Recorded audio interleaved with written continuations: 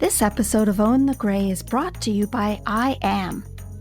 Discover your unique talents, realize your potential, and align to your path. Take the first step to uncover your life purpose by visiting debrajones.ca/courses.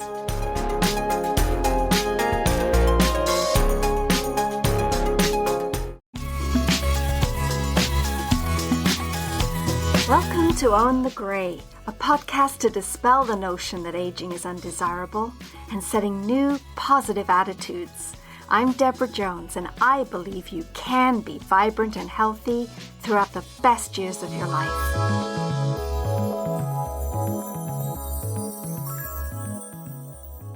Fiona Eckersley is a confidence coach, author, speaker, and a divorce recovery expert.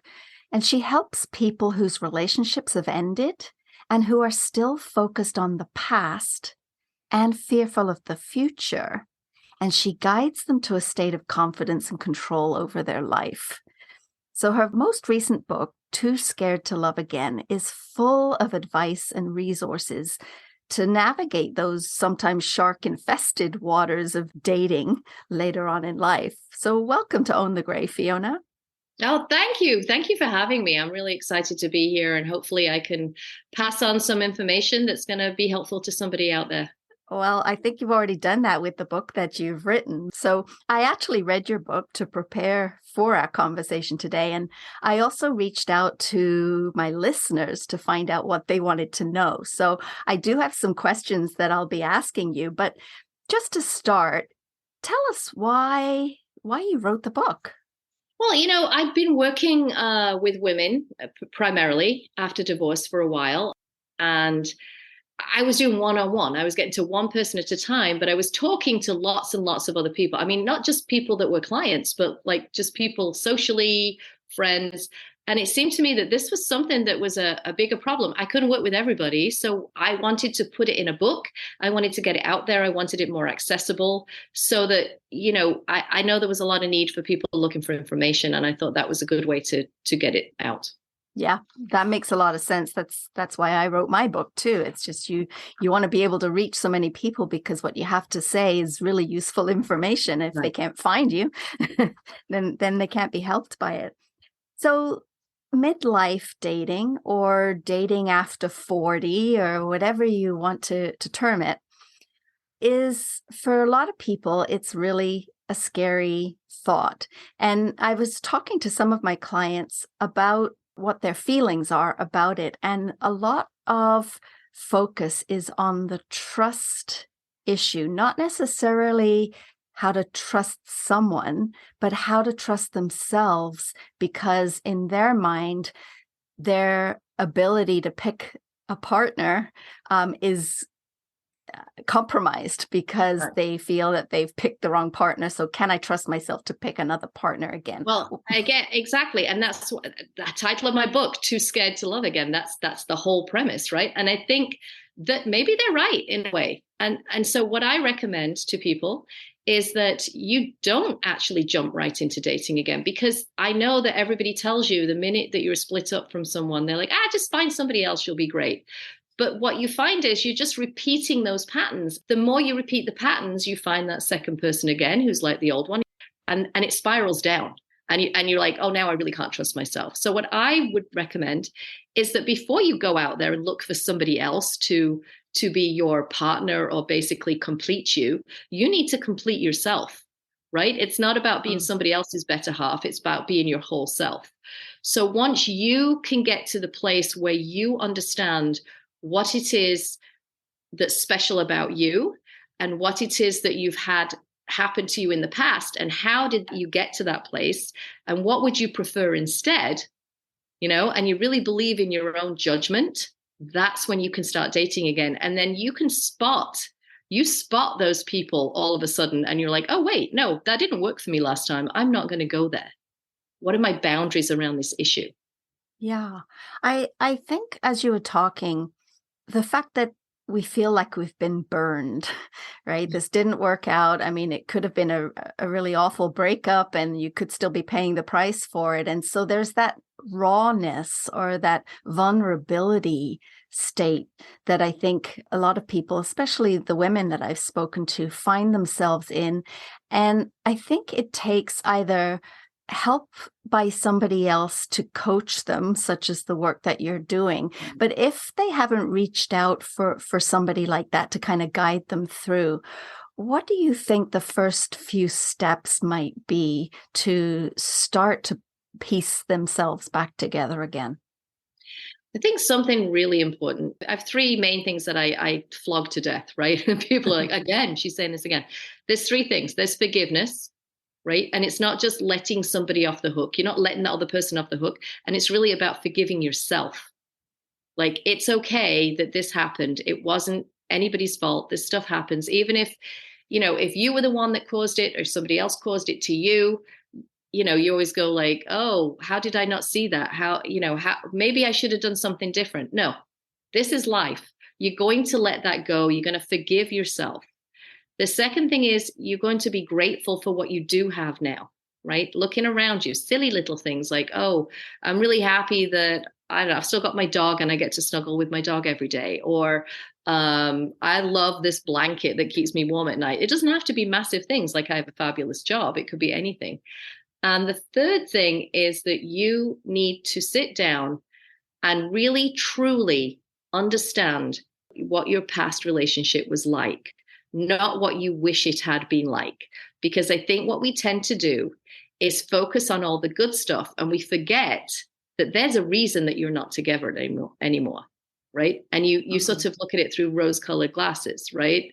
And you forget the bad stuff. So think about it, take a step back and think about the real actual facts of what happened in this relationship that you didn't like, because there has to be something that you didn't like. What made you feel uncomfortable? What made you feel discouraged? What made you feel that maybe you were not quite as good as somebody else, And then when you've got all that down, think, well, how would I rather feel? And you can start to make a list of like, what is it that I actually want out of a relationship? Do I want an equal partnership? Do I want to feel like my ideas are considered? Do I want to feel like the person that is with me cherishes me and values what I have to say? From there, you can sort of move forward because you've got your list of, it's not the list of, hey, I want somebody tall, dark, and handsome, or a bomb trader, or that's actually not the most important thing. Yeah. Yeah. That kind of leads me to a question about these days, types of relationships. There's a lot of different variations of relationships. What I mean that is you're not necessarily looking for somebody to get married to, as maybe we were when we were younger, or the biological clock is ticking, and so we've got to settle down with someone. So later on in life, when we don't have those concerns or these goals for ourselves, what we're looking for is maybe some company or somebody that we can evolve with and share our lives with. So the types of relationships, and I've been hearing this from even some of my younger clients, is it's not necessarily the way I thought relationships would be, when I was growing up, where, as I said, just what I've explained to you. So what kinds of relationships are quite common these days? I think, well, number one, I would say whatever relationship you're going to choose, you need to decide which one it is you want, and you need to be comfortable with that, right? So, for example, you might say, oh, I'm all right, just casual dating. I just want to go out and have fun. I've been married for a long time, or I've been in a relationship for a long time. Let me just go out and have a good time. I'll go out with somebody, on a Tuesday, and I'll find somebody else to go out with on a Saturday, if you're able to do that, right? Mm-hmm. That's great, but as long as you're being truthful with yourself, because sometimes people say that, and then when it doesn't turn into a relationship, they get offended, or they get upset, or they feel bad about themselves. So you need to make sure that what you're saying you want is what you really want. So yeah, there's the casual relationship, and it makes you feel good. You're going out, you're having a good time. I know that when I got married, I was 22. I hadn't really been on a date. I was in high school, I was in college, and then I actually lived in West Africa for a couple of years. Hmm. So when I met my former husband, I was in West Africa. We didn't go on a date. Like we met in the village that we lived in. Do you know what I mean? Right. So and he's American, he's not African, but he was in the Peace Corps. So when it came to be 45 and I was like going out, I was like, well, what do I want to do? I want to go out and have a good time because I've never gone out and dated. So there's that, right? You might want to do that. Um, there's the friends with benefits, I guess, is the type of thing where you have someone that you really like and you really respect and you think they're a wonderful person, but you really do, you know them so well that you don't want to live with them. You don't want to go forward. You don't want to be with that person forever. But they're a good. Maybe you have a high sex drive, or maybe just a regular one, and you're like, I'm just going to have a good time with this person, and there's no jealousy involved. Everything's great. So there's that type of thing. Some people don't want to date at all, which is totally fine. I mean, I have a whole chapter in my book being like happy being single, because you have to. It's good to be happy with yourself, right? And so some people just want to go out with their friends, and they don't want to have a relationship of any kind at all. That was one of the questions to my question about what question shall I ask you? And it is, why do you want to love again? And I thought, oh, that's an odd question. And then I started thinking about it more. And it's like, well, that might not be what you want for yourself. Yeah, not everybody does. I mean, we are all unique human beings with a unique set of circumstances and everything we've been through, right? And it's not that you're deciding that you don't want a relationship because you're bitter and angry and, it's because you're like, I am really happy and comfortable being by myself. And what I find as getting older is that the longer I wasn't in a relationship and the older I got, I'm like, it's kind of nice to come home and do my own thing. And I decorated my place the way I wanted it. And I have my little doggy, and I sounds like I'm 100 years old, right? And and I see my kids when I see them because they're older, and I get to decide when I go on vacation and what I do and what I have for dinner tonight. And I've chosen to move on from that now, but some people really like it and they're comfortable with it. And if they don't want to change that, why should they? Yeah. There's one point of that I have heard being spoken about a lot, and that is loneliness. So some people will think that I need a partner because I feel so lonely. Do you have any tips or advice on how to get through or over, or what is that about? Yeah, I think that loneliness is one of the hardest things. And the last few years that we've been through has just exacerbated that.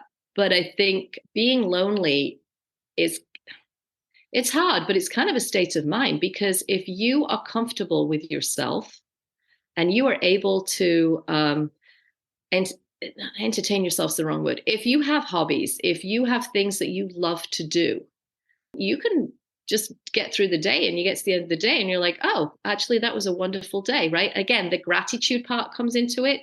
Like, I'm grateful that I'm able to do these things, and you can reach out to a friend. Everybody has at least one or two friends. I mean, I don't think, you have to have like an enormous circle of friends to be happy. Reach out to a friend or go for a cup of coffee or just call them on the phone for a little while. I think there are ways that you can do if you want to talk to another human being, but being lonely is all about needing somebody else to help you feel comfortable and better about yourself in a way. Yeah.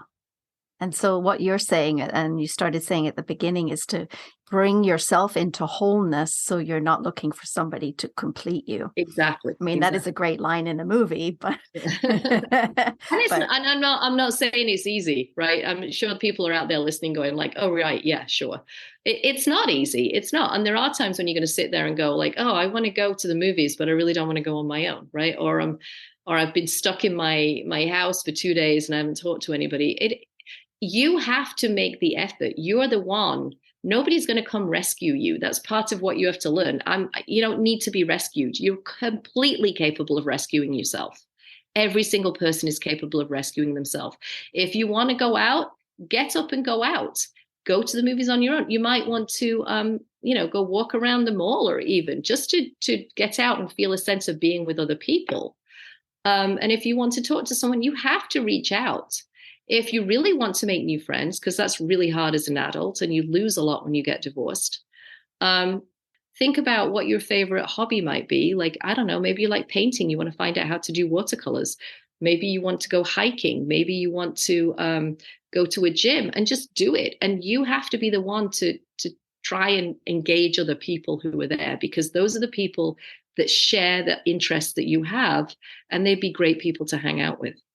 Yeah, that's a good tip. So just shifting focus a little bit onto some of these questions that came up.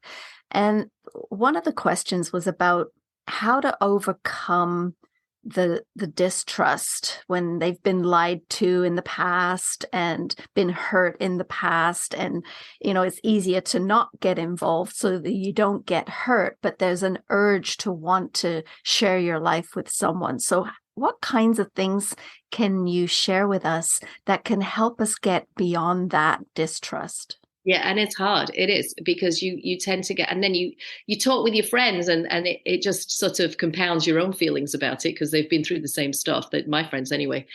And it's like that you get to this point of like, well, all men are scum, so what's the point? Or all women are, So it's really about the people that you've met that have treated you this way. Of course, it's not your fault, right? I'm not blaming the victim, but you met them and you allowed them into your life, and you didn't have the boundaries to realize that this is the way that you were going to be treated. And everybody is not like that. So what you have to do before you go looking for a new relationship is get yourself to the point where you can break the pattern of meeting these people. Okay. I always say it's like an imperfect. So when you meet someone, it's kind of like a jigsaw. And a jigsaw puzzle that fits together. And when you're meeting these people over and over again, it's an imperfect jigsaw. You fit great together, but that's because all the stuff that's going on with you fits with all the stuff that's going on with that. Like, you're allowing yourself to be controlled or not abused physically, but abused. And they like to do that, and it fits great. So you have to break that pattern. So you can say, what is it about me that is ending up with these people that would lie to me? What am I missing? So if you can sit back and say, I'm too good for that. My self-worth is not going to allow myself to put up with that behavior. The second it starts, because it starts early. And what happens is, if you allow it, it builds up and it gets worse. And then you allow it a little bit more and it gets worse. And you start making excuses, and then it gets worse and worse. So if you can cut it off dead the minute it starts, you're like, okay, this person is not for me. You move on to the next one. And eventually you realize that there are people out there who are not going to treat you that way. And you begin to be able to recognize those people. Mm-hmm. One of the other questions was about opening your heart. The meaning of the question is that because you've been hurt, you're closed off. And Right. to be able, and to your point, you are a certain puzzle piece shape, and that involves you having a closed heart. And so you need to change your puzzle piece shape and have the open heart. But then there's that vulnerability factor as well. So the question really was, do you have any strategies for opening your heart? Yeah, I think that you have to go into it with a sense of change your mindset. So instead of if you're going into it thinking that you are, this could happen to me again, or I'm going to meet somebody and I'm going to go out with them for another 10 years and this is going to happen, it's going to be very difficult. So instead, change it and say, you know what, I'm going into this with a sense of adventure. This is going to be for fun. I'm not expecting, I'm not expecting that this is going to be a fabulous relationship. I'm expecting that I'm going to meet interesting people. It's going to be fun. If they don't work out, that's fine. We move on to the next one, and just go into it with an open mind, and that will help to open your heart. You don't have to be vulnerable straight away. You can just go in there and dip your toe in the water and see how it feels. And the more that you realize that you're in control of how your relationship goes, the more you're going to be able to say, you know what, I'm not so vulnerable anymore. I'm able to choose the people I want to go out with. And I think that helps. For me, that's how I sort of went about it, and being able to say, I'm going to give this a go. And if it doesn't work, it doesn't work. It's crazy. I always tell people, when you go into online dating, it sounds insane for me to say to you, do not take it personally. because it is a very personal thing. But you cannot take anything personally, because honestly, if it doesn't work out, or if they say something that's unkind, or if they do something you don't like, it's not even about you. It's about them. It's their issue that's causing it to happen. So if you can just keep that up and go like, okay, well, that was because that didn't work. So that's fine. I'm not upset. I'm still a fantastic person. I'm still, this woman who can do all of these things, because you're going to make your list of all your badass list, right? And you move on. And so it's not as a rejection. You don't see it as a rejection. And that doesn't keep closing you up. It helps you open up.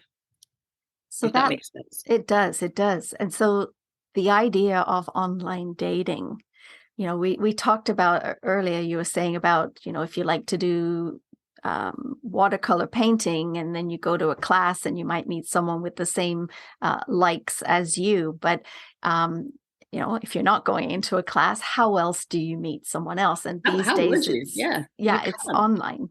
But are there some top level tips that you can give us of the things that you've discovered about online dating that can help somebody navigate those waters, or at least even build the confidence to actually go ahead and do that?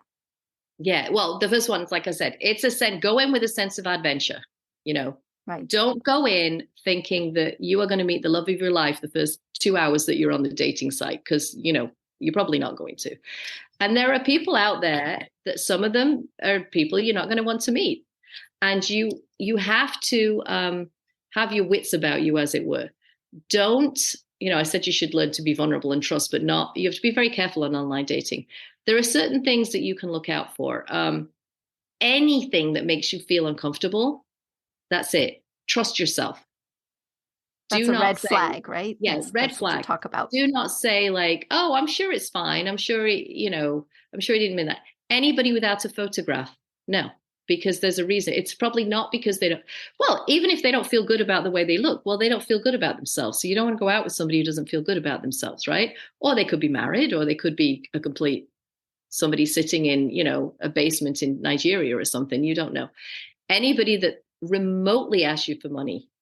Anybody that says, I'd love to, after you've had a few back and forths on the app, anybody that says, oh, I couldn't possibly meet you, or if for some reason you're okay with long distance, oh, I can't FaceTime you, or I can't Zoom call you because my phone's broken or my camera's broken. No.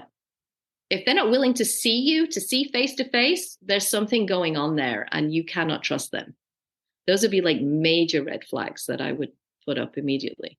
What I found, I get a lot of from Instagram. Yeah, anybody coming out at you on Instagram or Facebook or something like that, I wouldn't necessarily trust that either.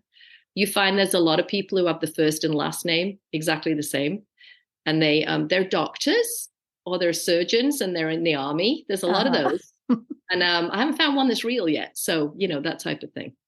I read in your book, I think it was in your book, to ask them if they're married. Yeah. Simply because you said half are, and they only reveal it when you ask them the question. Yes, that's true. So, you put your status or whatever. Some of them don't put status on, or they'll put divorced. And then this happened to me, and you speak to them and he goes, well, I'm in the middle of the divorce. Well, okay. Maybe that would have been okay, but you lied outright. Like, if you're going to lie in the profile, like, what are you looking for here? So that's my take on it. Yeah. I also read about expressing your true self. So I guess there's a fine line between being vulnerable, say on your profile, or you need to be honest with who you are and what you want. I guess that goes back to don't date right away until you know what that is. Exactly. Yeah. I mean, yes. So if you put casual and you think you want to get married, you're not going to trap this person who's also saying casual into like, oh, well, when he meets me, we'll be fine. That doesn't work that way. Maybe, you never know, but probably not. Be honest. Don't say you have to give a description. Don't say you're 5'9" and, slim build if you're, 5'5" and like average. I put average, because don't use photographs that are 10 years old. Don't put the different age. So many people do that. But the thing is, it's really off-putting because your goal is to meet this person and have a relationship. So why are you lying straight off? You might as well be real, because if they don't want somebody who's 58 and you say you're 40, so what? They're not going to want to go out with you. So why are you doing that? You want to meet people that actually want to go out with the real you.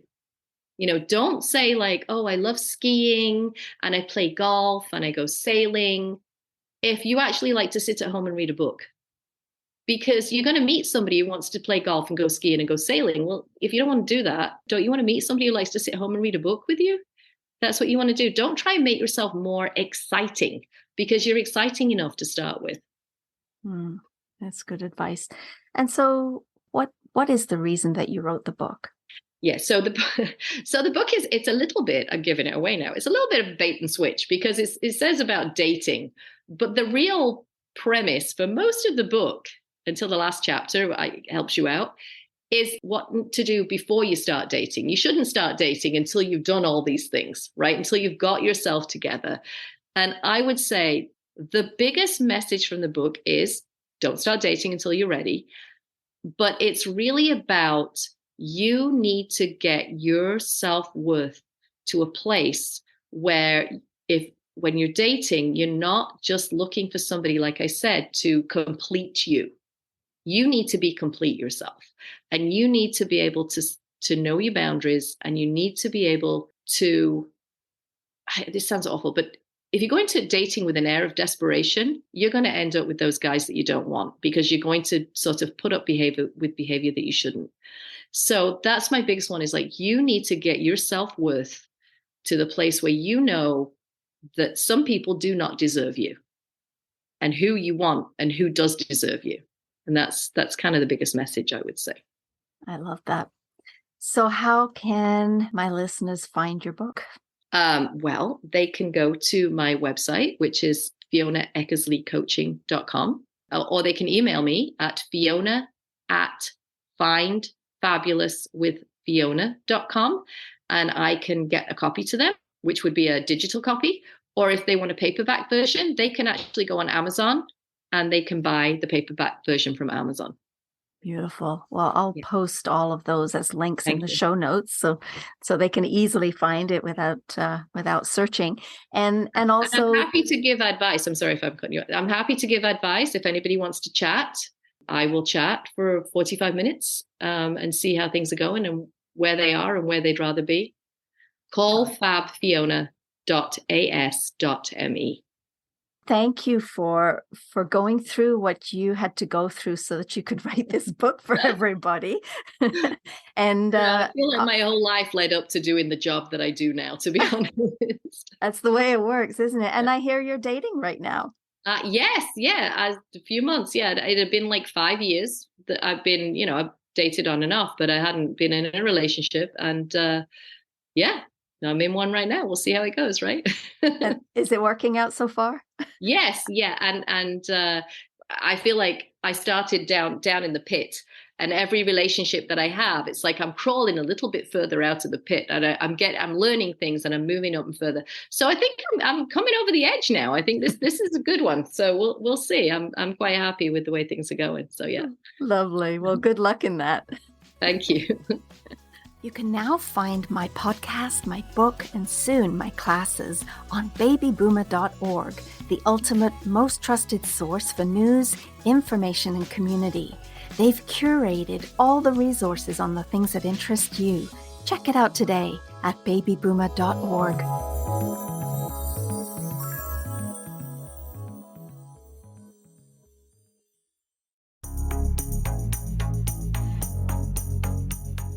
This episode of Own the Grey is brought to you by I Am. Discover your unique talents, realize your potential, and align to your path. Take the first step to uncover your life purpose by visiting debrajones.ca/courses.